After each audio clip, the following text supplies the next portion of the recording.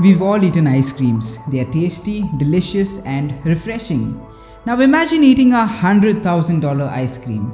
It's beyond words. Mr. Beast is a YouTube sensation with over 65 million subscribers. In his video, Eating a $100,000 Ice Cream, he invited random people to enjoy this exquisite delicacy. He could have simply eaten the ice cream all by himself without losing anything, but he chose to invite people to dine with him. Why? This is because Mr. Beast strongly believes that happiness is found in sharing. He has experienced true joy when he serves others. By feeding the hungry and quenching the thirsty, he has found a deeper meaning to life. In today's gospel, we see that after having miraculously fed the 5,000, the crowd continued to follow Jesus in large numbers. Jesus knew the crowds followed him not because they believed that he is God, but because they wanted to be with someone who would provide them with free food. And so, Jesus invited them to look beyond material benefits. He challenged them to work for their spiritual well-being. Jesus urged the people to shift their focus from temporal prosperity to eternal prosperity. He makes his mission clear that he has come to earth to give them food that will never perish. The manna which God gave to the people of Israel in the desert was a reminder of the heavenly food to come. By feeding the 5,000, Jesus was preparing the people for a banquet where he would feed them with his own self. Those who ate the manna were nourished in their bodies, and now those who eat the heavenly bread will be nourished and refreshed spiritually.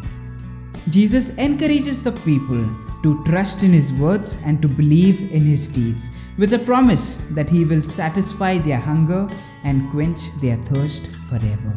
As human beings, hunger and thirst are natural to our biological system. I know, sometimes when we see a delicious free buffet, extra space is automatically created in our tummies. God understands us.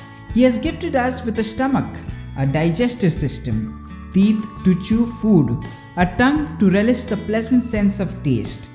But do we forget the person who has bestowed these gifts on us? In the routine of life, sometimes we tend to forget God.